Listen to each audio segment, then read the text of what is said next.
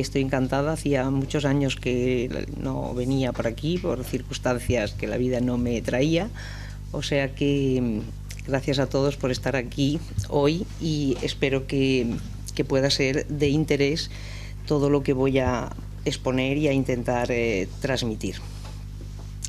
Lo que yo he elegido es la ayahuasca más como una pregunta que como una certeza. Si puede ser la ayahuasca un vehículo de transformación personal. Entonces, cuando me planteaba esta charla, todo en un inicio eran todo preguntas que se me planteaban y que yo quiero a su vez plantearos a vosotros para después ir desgranando las respuestas posibles. ¿De dónde procede la fascinación que provoca en determinados sectores de la población la ayahuasca y también toda la fascinación por estas plantas llamadas enteógenas o expansoras de conciencia? Son quizás los mitos que las sustancias que expanden la conciencia hacen resonar en una cultura, la nuestra, la occidental, que al parecer se ha prescindido de ellos o se ha olvidado de ellos. ¿Qué hace que la ayahuasca, una sustancia que despierta, qué hace de la ayahuasca una sustancia que despierta tanto interés en nuestro tiempo actual y en nuestra cultura occidental? Puede ser quizás su capacidad de reconectarnos con lo sagrado, lo que enciende un anhelo en una sociedad, la nuestra, tan desacralizada. Es quizás su capacidad de ofrecer respuestas, transformación y crecimiento personal en unos tiempos que también están necesitados de ello. Es finalmente la ayahuasca un buen vehículo de transformación e información personal para las encrucijadas de aquellas personas que emprenden el incierto viaje hacia uno mismo. ¿De dónde procede la fascinación que provoca en determinados sectores de la población estas sustancias, generalmente plantas? Voy a hacer una breve reseña histórica que quizás muchos de vosotros conoceréis, pero vale la pena recordar. El iniciador, en principio en Occidente, de todo el interés, el que abrió la caja de Pandora en el buen sentido del conocimiento de todas estas plantas, fue Gordon Wasson. Como dice... Espera, que se ha bajado el...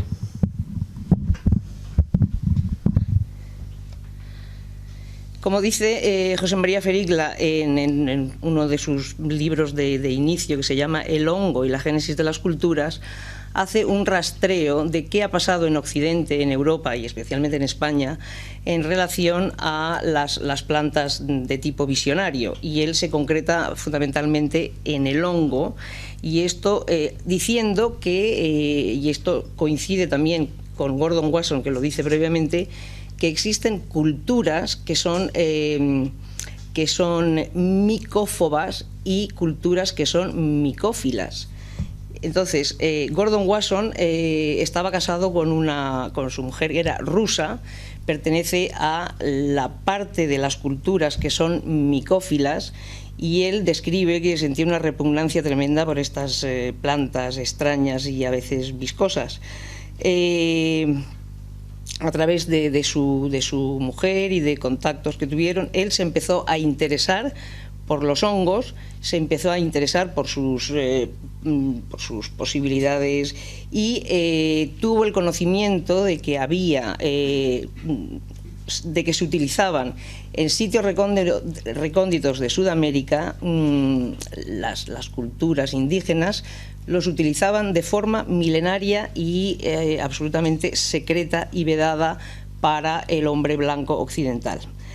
Gordon Wasson tuvo la posibilidad y la suerte de conectar con María Sabina, de solicitar si podía ser invitado a una sesión, y cuenta María Sabina en un librito que existe que en un principio ella preguntó a los hongos, a los niños sagrados, como ella les llamaba, si era correcto que abriese este conocimiento que era exclusivo de la gente de su cultura para estos extranjeros. Y entonces ella recibió la respuesta de que sí, y a pesar de su falta de convicción, decidió que abría las sesiones a estas personas, y fue invitado Gordon Wasson, que fue con un amigo suyo, y creo que en principio hicieron unas 4 sesiones. Del resultado de estos trabajos o experiencias que impactaron enormemente a Gordon Wasson, escribió un artículo que fue publicado en el año 57 en la revista Life. El descubrimiento de los hongos y la causa que causan extrañas visiones, es el título. Esto fue en el año 57, y esto se puede considerar, creo yo, el inicio de partida en Occidente de esto que hace este señor, o sea, de abrirnos una ventana hacia un mundo que en Occidente, en nuestra cultura occidental, parecía que había quedado completamente olvidado, relegado, si es que alguna vez existió, que posiblemente sí, pero que no se tenía ni conocimiento, ni noticia, ni práctica de ello. También a finales de la década de los 50 y principios de los 60, que era una década, como sabéis, agitada y de renovación y de búsqueda en América especialmente, a esto se suma después la Beat Generation, llamada Beat Generation, formada por los escritores Ginsberg, Kerouac y Burroughs, que aparte de todas sus ideas antisistema, pues también añadieron una fascinación y un interés por las drogas y por la espiritualidad, tanto por las espiritualidades. Ellos miraron la espiritualidad de los nativos americanos y también de la espiritualidad oriental que venía de India, o sea, volvieron a abrir un poco más esta rendija. Y en los años 60, a pesar de que, y repito, en los círculos académicos, Carlos Castaneda es un personaje no aceptado, no voy a decir denostado, pero polémico y no aceptado, pero yo insisto, hay que citarlo, porque Carlos Castaneda fue el escritor de su serie de Las enseñanzas de Don Juan, Relatos de poder, una realidad aparte. O sea, los libros de Castaneda en los años 60 fueron un absoluto boom a nivel mundial, fueron traducidos a todos los idiomas, y fue una forma novedosa de plantear dos cosas. O sea, es el antropólogo que va a hacer un estudio de campos, vosotros lo conocéis, y encuentra lo que después se ha llamado un chamán, o sea, encuentra un indio que dispone de un conocimiento que finalmente le va a transmitir, y para el cual usa unas plantas que él llama de poder para abrirle sus condicionantes mentales que le limitan. Los libros de Castaneda, que yo he leído varias veces, tengo que decir que contienen, independientemente de que luego se haya dicho que si Don Juan no existió, que si él en realidad no era, es igual, porque lo que allí contiene él conocía de lo que estaba hablando. Primero, creó un tremendo interés por un mundo que parecía muy cerca, pero totalmente desconocido, como si aquí hubiese una barrera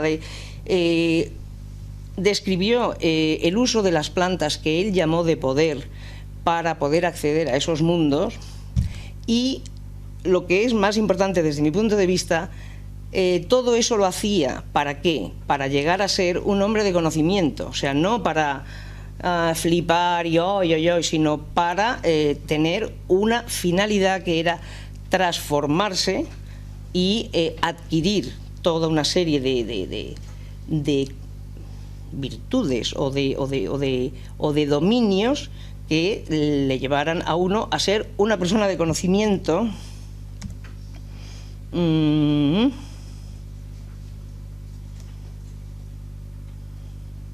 Bueno, que después hablaré de nuevo O sea, creó, Castaneda tuvo también, o sea, creó neologismos, creó conceptos, creó palabras que todavía siguen usándose y que todavía están ahí. A partir de ahí, esto fue tan masivo que entonces en los años 60 eso generó un éxodo de jóvenes, fundamentalmente norteamericanos, que bajaban a Sudamérica en búsqueda de su chamán y de sus plantas y de todo. Unos lo encontrarían, otros supongo que no, y otros vete a saber lo que encontrarían. Bueno, después, o sea, todo este camino, o sea, finalmente la ayahuasca, que es el tema que nos concierne hoy en día en esta charla, no llega a aparecer en toda esta hasta los años 80. La ayahuasca es una sustancia milenaria. A decir de un antropólogo que vive en Brasil, en Río Branco, y que se dedica al estudio de la ayahuasca, están documentados que al menos 3.000 años se conoce sobre su uso. Al decir de Ferigla, 12.000 años. Bueno, aquí queda todo este margen para los que queráis investigar, que podéis ir mirando. A mí no me ha dado tiempo para concretar con este dato. Lo cierto es que la ayahuasca es una sustancia conocida y utilizada por todos los pueblos de la cuenca amazónica, fundamentalmente, y no es hasta los años 80 que salta de su recóndito hábitat amazónico al exterior. Y esto sucede en Brasil, fundamentalmente, sale de la zona del Acre, de Río Branco, y salta a las ciudades como Río de Janeiro o Sao Paulo. Y esto sucede a través de una de las formas múltiples de tomar ayahuasca, que es conocida como el santo daime, o los daimistas, o el daime. La ayahuasca llega primero, como digo, a las zonas costeras y las grandes ciudades de Brasil, y de ahí, a finales de los años 80 y principios de los 90, concretamente en el año 89, llega a España como puerta de entrada hacia Europa y hacia toda la expansión que después se ha producido, y llega de la mano de Claudio Naranjo, que es el que, para el trabajo que él realiza con las personas con las que él trabaja dentro de la Gestalt, o sea, no hace unos trabajos abiertos, pero como forma de conocimiento más, él trae a grupos del daime. Y entonces los grupos del daime, dentro de las estancias que hacía Claudio Naranjo, realizan estos estudios personales con la ayahuasca. O sea que esta es, yo creo, la curva que se ha ido procediendo de estas sustancias y de la ayahuasca en concreto. Volvemos otra vez a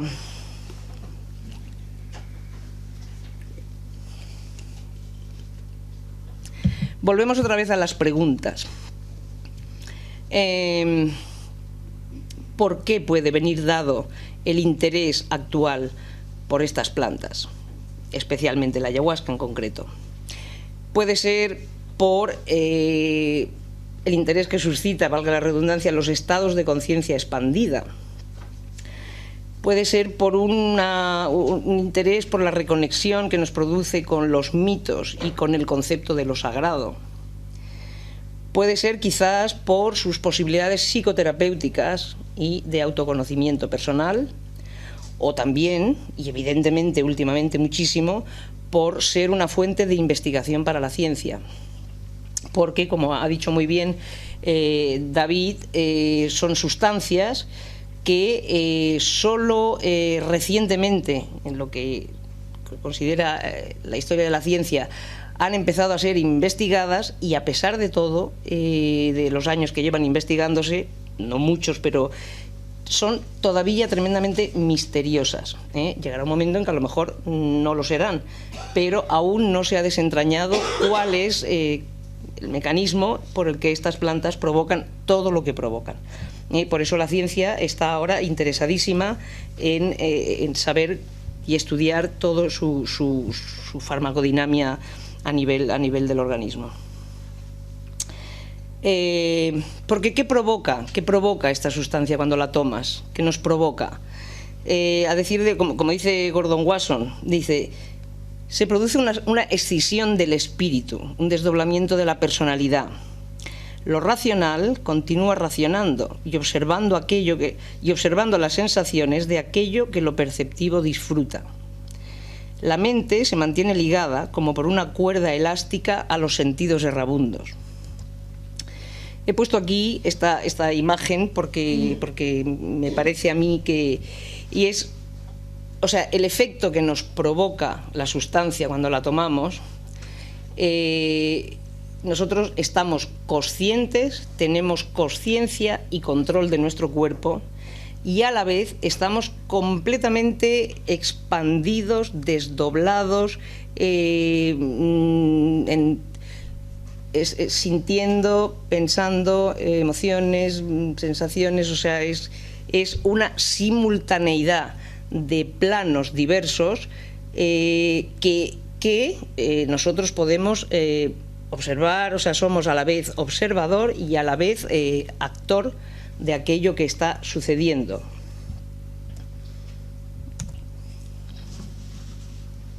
Como digo aquí, o sea, me pregunto también, todas estas realidades que de pronto experimentamos, vemos o escuchamos, ¿dónde se hallan? ¿De dónde provienen las voces o las imágenes o las ideas o todo que nos hablan con coherencia y precisión y que nos transmiten información? ¿Proceden de nosotros mismos, de nuestra mente, de nuestro inconsciente, de algún yo oculto o dormido dentro de nosotros y activado por la sustancia? ¿O es quizás externo a nosotros? Y si es así, ¿de dónde o de quién procede toda la información? Porque una de las cosas que suceden con la toma de estas sustancias es una gran información de diferentes planos, niveles, autorreferida, referida al exterior, comprensiones de cosas que vemos o tal. ¿De dónde procede esta información? Es lo que los científicos en algún momento nos tendrán que explicar cuando vayan desentrañando qué pasa con estas sustancias. Mientras tanto, en paralelo a la explicación de lo científico, que va a ser ir ya sabéis, o sea, lo científico va hacia lo pequeño, pues existen también desde explicaciones filosóficas, espirituales, psicológicas, etcétera, etcétera. Hablábamos de que quizás una de las atracciones que despiertan estas sustancias es porque igual tenemos un recóndito anhelo de conexión con lo sagrado, quizás. ¿Cómo define la Real Academia lo sagrado? Lo sagrado sería todo lo que es relativo a la divinidad o a su culto y que es digno de veneración y respeto. Bueno, esto sería una representación dentro de la ideación visionaria que puede dar la ayahuasca, pues de lo sagrado, de los diferentes planos, de los diferentes seres, de la visión superior del cielo. O sea, puede ser una representación dentro de la iconografía que puede dar la ayahuasca de lo sagrado. Lo sagrado generalmente requiere de un rito, la conexión con lo sagrado, porque el rito es marco de espacio-tiempo donde va a tener lugar la conexión de lo sagrado, con lo sagrado. Todo rito conlleva el acto y la sensación de puerta de entrada, o sea, de puerta de entrada. Se entra a ese espacio-tiempo, un momento, porque esto quiero decir, o sea, es la sensación de puerta espacial que se atraviesa y que donde tiene lugar un inicio, un desarrollo y un final y una salida y cierre del espacio. ese espacio-tiempo se cierra y el mismo espacio, la misma habitación, una vez que se cierra el simbolismo, ya desaparece como lugar sagrado. O sea, se apagan las luces, se acabó, ¿no? ¿Qué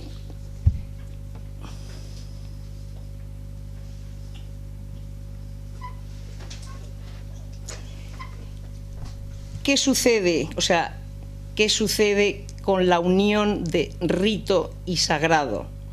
La unión de rito y sagrado, que casi toda la toma de plantas de poder, de sustancias, asocian en casi todos los pueblos que las toman, porque hemos dicho que sagrado, dentro de la definición de sagrado está digno de veneración y respeto. El acercamiento de las culturas que han utilizado milenariamente estas plantas siempre ha sido con una gran veneración y respeto, porque siempre ha sido dentro de los mundos donde las han utilizado con un concepto sagrado y considerada o medicina o bien el vehículo de conexión con las fuerzas espirituales que aquí, por ejemplo, pueden quedar representadas. Entonces digo que una de las características, creo, las características que contiene un lugar donde se va a hacer la conexión con lo sagrado es que nos vamos a encontrar belleza, nos vamos a encontrar armonía y nos vamos a encontrar geometría.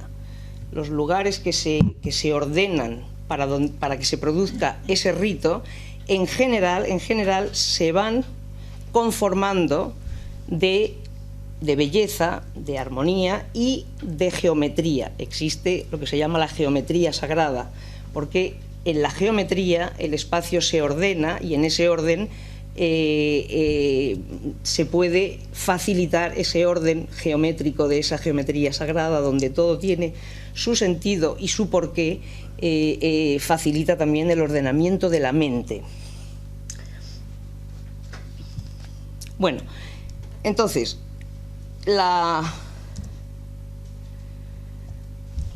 dentro de la posibilidad de que la ayahuasca nos conecta con mitos y con lenguaje simbólico, porque la ayahuasca, el efecto que nos produce la ayahuasca es muy similar al lenguaje de los sueños, de esos sueños vívidos o lúcidos que recordamos con nitidez, con la diferencia de que nosotros estamos plenamente despiertos, viendo, sintiendo y no siempre sabiendo exactamente igual que en los sueños, no siempre sabiendo lo que está sucediendo por ahí. ¿Por qué? Porque de la misma manera que los sueños, el lenguaje por el que la ayahuasca se manifiesta, nos habla y se presenta, es el lenguaje simbólico,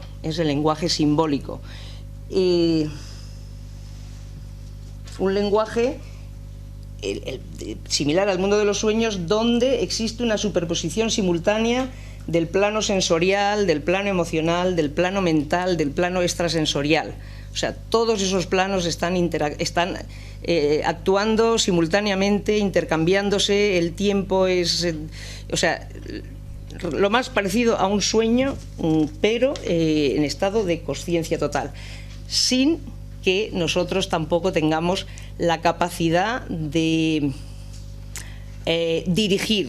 O sea, también es similar a los sueños el que dentro de una experiencia de ayahuasca, cuando la ayahuasca se presenta con toda su esplendor de potencia, tampoco tenemos la posibilidad de dirigirla hacia donde queremos, como sucede en los sueños. O sea, nosotros somos espectadores despiertos y lúcidos de lo que va ella mostrando y sucediendo. Esta es una representación, por ejemplo, de el lenguaje simbólico. Esto correspondería pues a toda la simbología y a la cosmogonía de los pueblos fundamentalmente sudamericanos. Pues las serpientes de agua, todo eso, a los planos, siempre están presentes los planos. Hay diferentes planos en los que uno, o sea, que se supone que siempre esta ejemplificación de los planos es, existen los diferentes planos energéticos, espirituales y tal, y la pretensión es siempre el ascenso a los planos más superiores, donde se va a encontrar lógicamente el mayor bienestar. Bueno, volvemos a insistir. Entonces, voy siguiendo con las preguntas. O sea, ¿qué hace de la ayahuasca una sustancia que despierta tanto? Ahora ya la ayahuasca en concreto, porque la ayahuasca ha sido una de las últimas quizás en aparecer en todo este mundo de las plantas. O sea, ya he dicho primero, pues fueron pues la María, el LSD, toda la heroína y tal, y la ayahuasca no aparece hasta los años 80, 90, pero en estos 20 años quizás que llevamos, o sea, ha despertado tal interés que ahora, bueno, fijaros, estamos aquí, sois un montón de gente, hace poco en Barcelona, o sea, hay estudios científicos, o sea, la ayahuasca, por su peculiaridad y la dificultad de explicar el porqué de todo lo que provoca y de cómo lo provoca, pues ahora mismo está sufriendo un boom de interés. Todo esto ahora lo vais a ir oyendo posiblemente repetido de los diferentes ponentes, pero bueno, no lo voy a citar simplemente. O sea, la ayahuasca está formada por dos plantas. Una es una liana que se llama la Banisteriopsis caapi. Esta liana es la que contiene el componente del IMAO. Esta es la que contiene el IMAO, el inhibidor de la monoaminoxidasa. Y esta es la Psychotria viridis, es una planta, es un arbusto emparentado con la planta del café, y esta es la hoja, la folla que dicen los brasileños, es la que contiene la DMT, es la que contiene sus posibilidades visionarias, pero, como ya ha explicado muy bien David, ella por sí misma, ingerida sola, no provocaría ningún efecto, porque sería destruida en el estómago por la monoaminoxidasa. Entonces necesita de un inhibidor de la monoaminoxidasa para que ella pueda ser aspirada, o sea, aspirada en el estómago al torrente sanguíneo, del torrente sanguíneo pasar la barrera hematoencefálica y llegar a los neurotransmisores. Entonces, la unión de estas dos plantas es lo que da como resultado la ayahuasca y sus efectos extraordinarios. Yo conté la anécdota en la otra charla y la vuelvo a contar porque la primera vez que yo fui a Brasil, llevada por el interés de esta planta, de esta sustancia, pues justo en la cola de un banco para cambiar había una revista, pues era una revista medio financiera, pero en la portada justamente ponía el nombre ayahuasca y yo me interesé, y entonces era un artículo en el cual se preguntaba cómo es posible que hayan, o sea, los pobladores del Amazonas hayan podido descubrir que de encontrar una liana de las que hay 300.000 especies similares en la selva y una hoja de la que hay 400.000 tal, o sea, cómo han podido dar con la unión de las dos, porque no todas las lianas son la Banisteriopsis caapi y no todas las hojas son la Psychotria viridis. Y entonces decía que un ordenador, un potente ordenador solamente dedicado a hacer las combinaciones, de mezclar todas las posibilidades, podría pasarse pues la friolera de casi 100 años, ¿no? O sea, solamente así esto. Y entonces, ¿cómo? Bueno, pues ¿cómo? No hemos encontrado respuesta, pero esta ya empieza a ser esta fascinación por esta sustancia, porque otras sustancias que se toman, los honguitos, se toman los hongos, el peyote son los hongos, la iboga es la iboga, pero esta es la decocción de dos sustancias que cada una por su lado prácticamente no tendrían ningún efecto. Bueno, pues entonces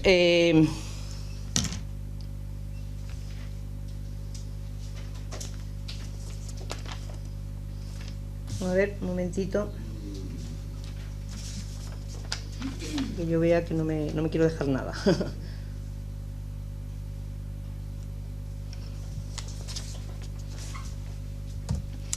Bueno, siguiendo en cómo actúa la ayahuasca. Yo voy a hablar de mi experiencia y cómo yo traduzco lo que ha sido mi experiencia, pues en estos momentos de 22 años de conocimiento de esta planta, que en un momento determinado tuvo a bien aparecer en mi vida y bueno, me ha dado de todo, alegrías, tristeza, tal, o sea, de todo, pero puedo hablar desde mi propia cosecha. Yo considero que la ayahuasca actúa como un revelador en el sentido fotográfico del término, no revelador de tal, que también cualquiera lo puede decir, pero para mí es como, o sea, me ofreció el ver que cada vez que actuamos, cada acto, nosotros, hay una parte de nosotros que actuamos conscientemente y de la que tenemos conocimiento y noticia, y hay otra parte subliminal que está sucediendo también en el intercambio con la otra persona y de nosotros mismos, que está siendo registrada, pero que queda a nivel inconsciente, porque está en un nivel subliminal. La ayahuasca tiene la posibilidad de hacer de revelador, en el sentido de es como cuando tenemos el negativo de una fotografía, estamos viendo lo que está impreso allí, y cuando la revelamos es cuando realmente vemos todos los detalles, la cara y el color. Pues al tomar la ayahuasca de pronto podemos ver todo aquello que, aunque captado, no es conocido porque ha quedado al nivel de nuestro inconsciente. No es conocido, no es consciente, lo cual no quiere decir que no actúe dentro de nosotros, como vosotros todos sabéis, dentro del mundo de la psicología, del trabajo que nos da el inconsciente. Gracias a él, pues vivimos mucho, ¿no? Bien.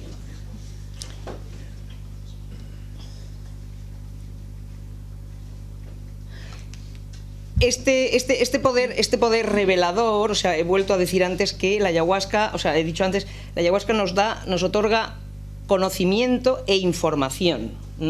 Nos otorga conocimiento e información sobre nosotros mismos y sobre muchas otras cosas de un vasto campo que nos rodea. Pero, y en esto quiero insistir especialmente, y me parece que es lo más importante, que solo el trabajo que cada uno haga con aquello que la ayahuasca le ha mostrado va a ser realmente efectivo y va a tener valor de transformación. O sea, la ayahuasca por sí misma no nos va a transformar, o sea, no nos va a transformar. La ayahuasca nos va a mostrar, como un faro de luz que es, va a poner luz en todo aquello que está en sombra, o va a iluminar y va a hacer visible lo que es invisible. Pero cada cual, con aquello que ha visto, va a tener que hacer,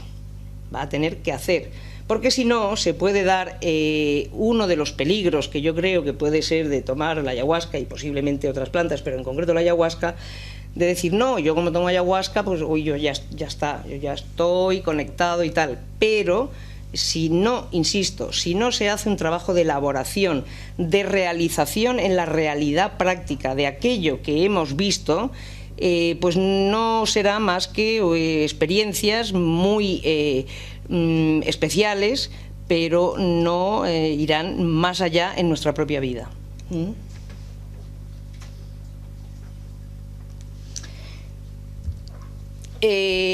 Todas las formatos, todos los settings que yo he conocido con la ayahuasca, todos tienen la característica de que se usan con una finalidad de cambio, transformación, evolución o curación personal.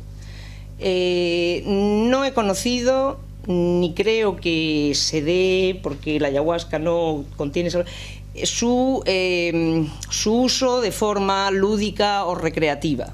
O sea, no es útil la ayahuasca para irse a la discoteca, no.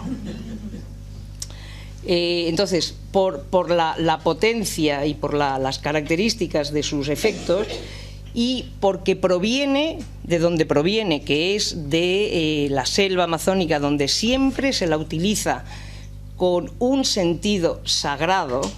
La ayahuasca, tanto allí como la que nos ha venido aquí, todos, ya te digo, en todos los formatos que he conocido, siempre tiene una pretensión de transformación personal. A esto, el Daime, que fue el primero que llegó a España y que se expandió, a cada sesión de ayahuasca les llama trabajos, porque son trabajos con uno mismo, con la fuerza de la ayahuasca. Y este es también un término que se ha acuñado, y así es como ya prácticamente se llaman en el mundillo de la ayahuasca en muchos sitios, porque este término pues ha calado. Bueno, pues ha llegado el momento de hablar, o sea, cómo fue que llegó esta ayahuasca, su forma de expandirse, de salir de la selva y de expandirse, de darse a conocer en el mundo nuestro llamado occidental, fue fundamentalmente a través del Santo Daime. El Santo Daime, que quiere decir bueno, el Mestre Irineo, que fue un negro que fue a trabajar en la selva amazónica, en la extracción del caucho, allá por los años 20, bueno, conoció la ayahuasca, y él, a través de sus tomas y tal, creó una forma de trabajo o de ritual, una estructura geométrica, donde hay una armonía entre lo femenino y lo masculino, los hombres, las mujeres, lo joven y lo mayor. O sea, es una... insisto que de todas las settings, utilizando el término más psicológico que yo he conocido, es el que contiene una belleza, una armonía, para mí la mayor de todas, porque cuando uno descubre esta estructura geométrica con el significado de cada una de las cosas, encuentra ese orden donde se puede... es un orden que permite que cada cual se desordene, porque ese orden es el orden del universo, ¿no? El orden del universo con un movimiento. Bueno, pues el creador de la estructura, de esa estructura geométrica, de esa estructura de trabajo, fue el Mestre Irineu Serra, allá por los años 20 o 30, en la zona del Acre, en Brasil. Es una zona bastante occidental del Amazonas, ya lindando con la frontera con Bolivia, el Acre, el Amazonas. Río Branco fue la capital de esto. Él creó el ritual, creó la estructura, creó, o sea, los himnos que él recibía cantar. Sabéis que los chamanes que utilizan plantas de poder o estas plantas visionarias, reciben lo que se ha llamado, lo que ellos llaman los ícaros. Son los cantos. Estos cantos son los que ellos utilizan para movilizar la energía, para curar. Bien, pues el Mestre Irineo también recibió sus ícaros, sus cantos, a los que llamó himnos, y que están impregnados, por una parte, de seres... o sea, como son muy sincréticos los brasileños, es una mezcla de cristianismo con una mezcla de religiones indígenas y de seres de toda la cosmogonía que puede haber allí. Es muy, muy rico. Bueno, después del Mestre Irineo, el seguidor de este movimiento fue el Padrino Sebastião.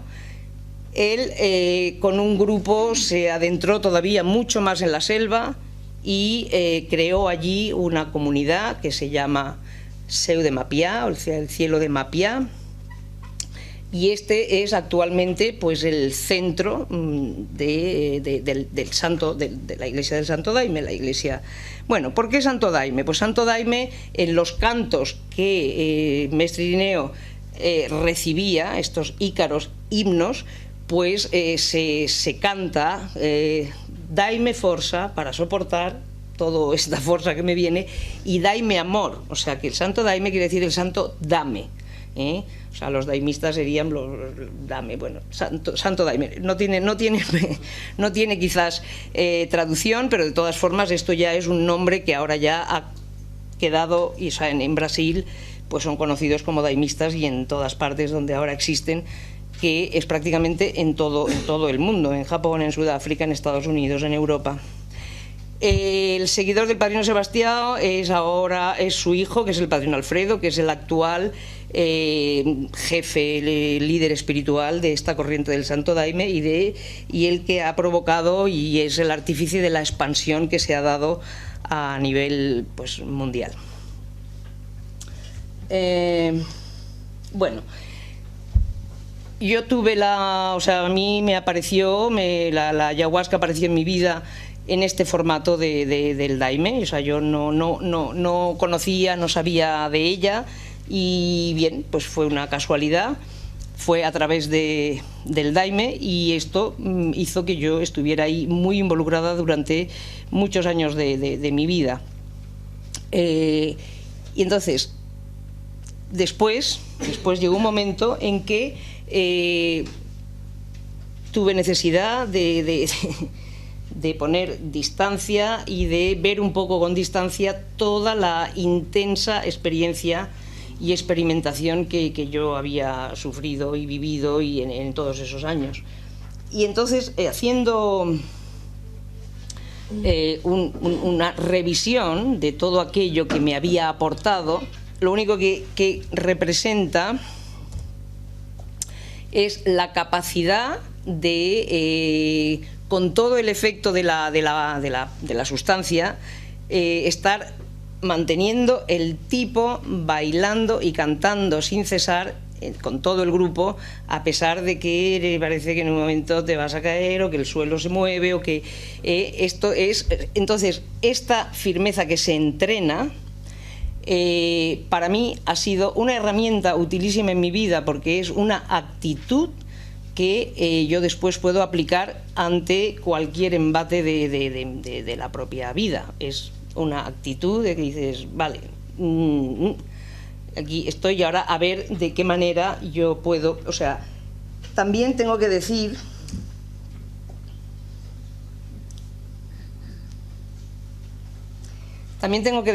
que de las cosas que me ha aportado el conocimiento de la ayahuasca a través del Santo Daime es la conexión y el conocimiento de lo sagrado. Yo he hecho énfasis porque para mí fue una gran revelación el conocimiento y la experimentación de la palabra, el verbo sagrado, que significa el verbo cantado, la palabra cantada en ese estado especial, y es una palabra llena de contenido, la palabra que cada palabra significa aquello que quiere significar, no es la palabra vana, sino la palabra con contenido, la palabra sagrada que invoca, la palabra que llama energías, la palabra que invoca. O sea, esto ha sido para mí de una riqueza, una aportación a mi vida tremenda, y yo le estoy enormemente agradecida.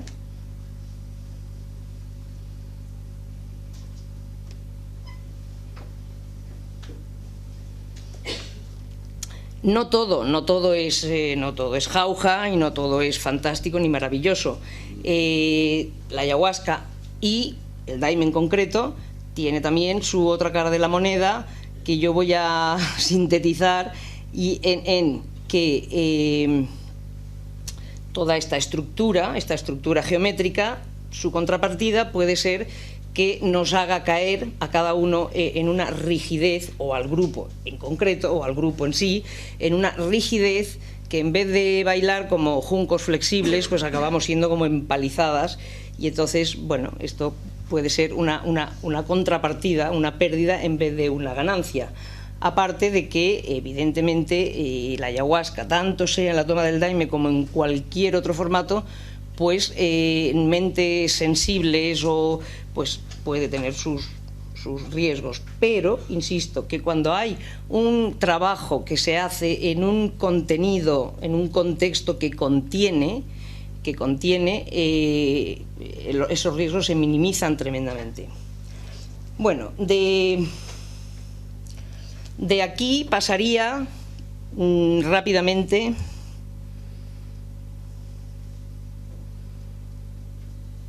bueno, esto es una frase que, o sea, el uso de las plantas tiene que ser, creo yo, tiene que ser para la adquisición de sabiduría o conocimiento de la buena manera de vivir. O sea, tiene que ser para la adquisición de sabiduría o conocimiento.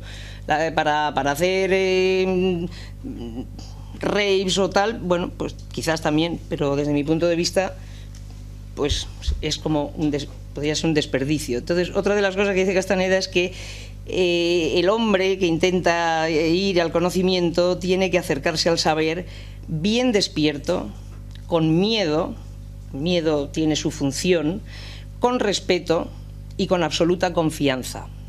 Ir de cualquier otra forma al saber es un error.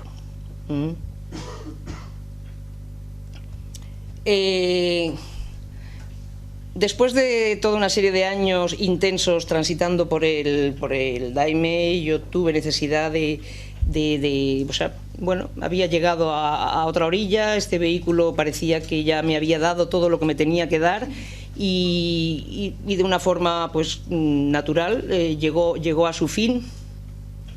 Y no fue hasta después de muchos años que yo tuve que salir o sea, mi mente tuvo que salir o salió de una forma espontánea de la fase mítica en la que había vivido más dentro de ese tiempo del daime y tuve necesidad de elaborar todo aquello que había vivido y experimentado.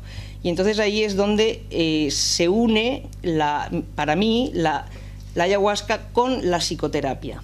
O sea, nosotros como occidentales llega un momento en que necesitamos elaborar, necesitamos saber qué es lo que el lenguaje simbólico de la ayahuasca nos puede estar transmitiendo.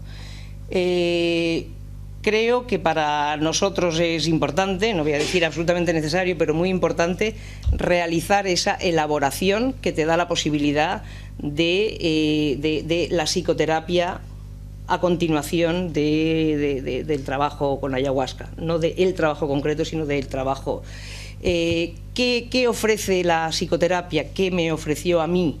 De nuevo, otra vez, la palabra, el poder revelador, esta vez de la palabra. La palabra que ordena, que al nombrar enmarca y revela todo aquello que está sucediendo, tiene un poder sanador, porque el orden, el nombrar, y te da un conocimiento que tú entonces puedes decir, fue esto, y te da un conocimiento sobre ti mismo que evidentemente siempre tiene que ser para aplicarlo en el mejoramiento de tu vida. Por tanto, yo creo que la ayahuasca es un poderoso vehículo de conocimiento. ¿De conocimiento de qué? De conocimiento personal, de conocimiento extrapersonal, de conocimiento de otros, de conocimiento de la vida, de conocimiento por toda esa información. Pero todo ese conocimiento, esa información que nos aporta, hay que trabajarla, hay que hacerla, hay que hacerla o trabajarla, y una de las mejores maneras, creo yo, para nosotros es a través del ordenamiento de la palabra y de la elaboración de aquello que nos sucede. Y esto creo yo que la psicoterapia es la que nos aporta esa herramienta en sus diferentes modalidades. También es verdad que he encontrado que, por ejemplo, lo que desde mi punto de vista puede faltar en los formatos psicoterapéuticos es esa falta de contacto con lo sagrado, pero bueno, parece que la gente no tiene una gran necesidad, y yo quizás por haberlo conocido lo puedo echar de menos, pero no parece que sea nada necesario más que para aquellos que lo buscan porque lo anhelan personalmente. Resumiendo y terminando, bueno, por último, la ayahuasca, y de esto ya hablarán los diferentes ponentes, tiene un tremendo interés hoy en día por ser una fuente de investigación para la ciencia. Y en resumen y finalizando, la ayahuasca es un vehículo, pero cada cual tiene que remar en ese vehículo para llegar al puerto de sí mismo, si es que quiere llegar a eso. Nada más, muchas gracias.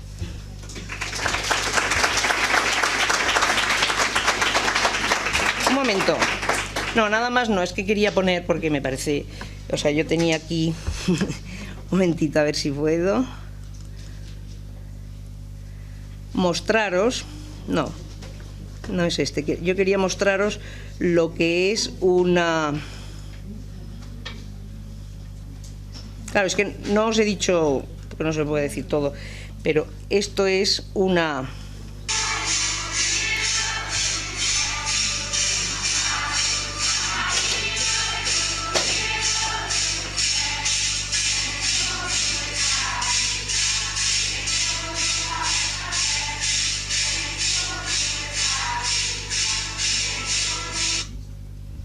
Bueno, esto es un trabajo del Daime. Este concretamente corresponde al año 2000 en Mapiá.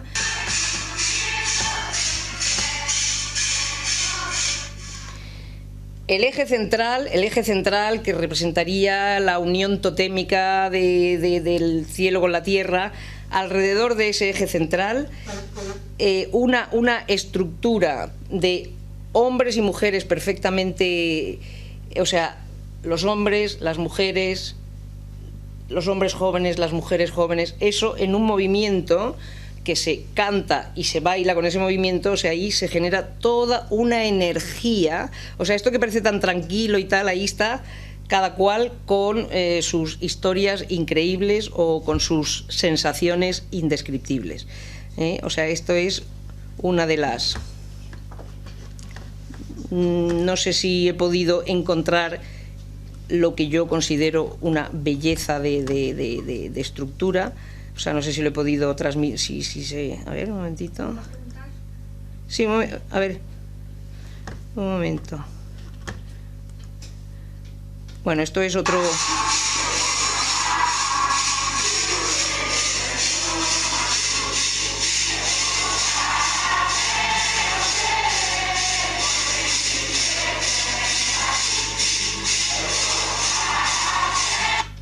Bueno, otra cosa que quería marcar así como diferencias, o sea, este trabajo en concreto y quizás otros, o sea, otros de la Unión do Vegetal, que es otra de las líneas espirituales de Brasil, u otros, la peculiaridad que tienen es que son trabajos colectivos. Todo el mundo se une y aporta su baile, su canto, lo que sea, para el conjunto de todo el trabajo. Los trabajos de formato psicoterapéutico son más individuales, o sea, hay un tema que se propone, que es el común para todo el mundo, pero cada cual está solo teniendo sus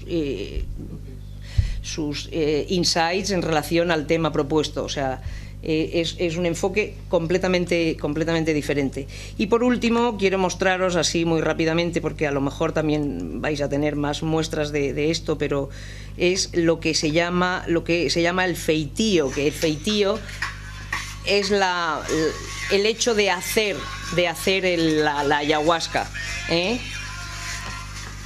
Los hombres se encargan, o sea, las mujeres se encargan de recoger la hoja, los hombres se encargan de recoger la liana, de hacer todo el tratamiento y de toda la cocción. Aquí están las mazas, creo que esto por la tarde os lo mostrarán, aquí están las panelas donde se hierve.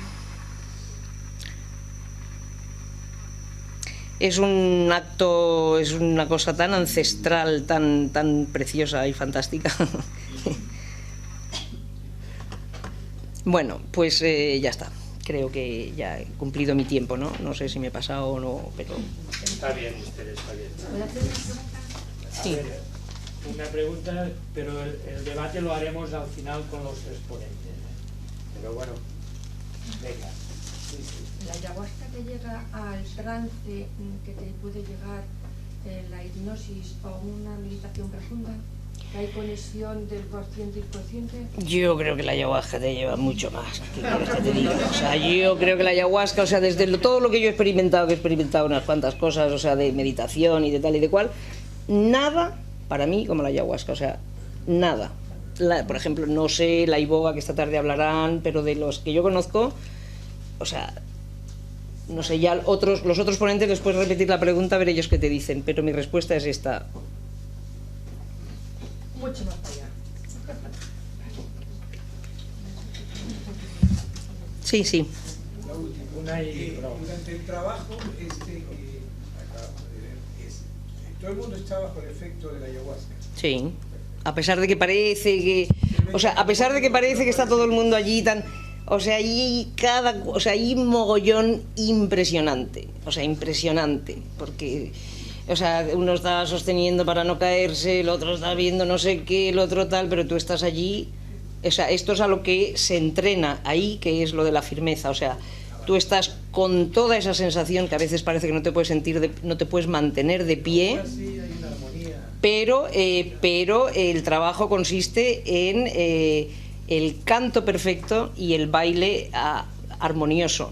O sea, con la práctica han logrado esa armonía, ¿no? Sí, o sea, eso se aprende, bueno, se aprende y se desarrolla y es uno de los aprendizajes. Por eso yo he dicho que ese aprendizaje de allí a mí luego me ha sido útil en mi propia vida, ¿no? Es una actitud que me he llevado para mí.